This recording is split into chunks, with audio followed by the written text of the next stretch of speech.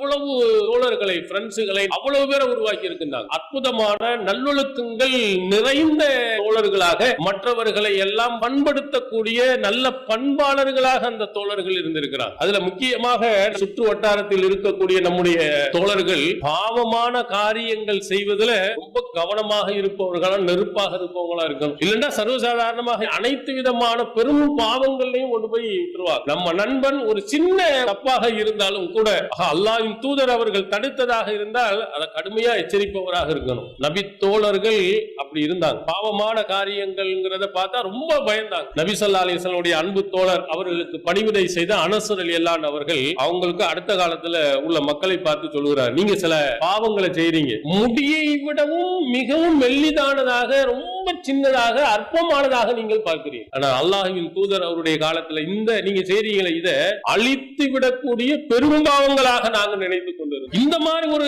உளமை நமக்கு இருக்குமானால் சின்ன தப்பை கூட விட மாட்டான் அப்படின்னு இருந்தா நம்ம பெரும் தவறுகளை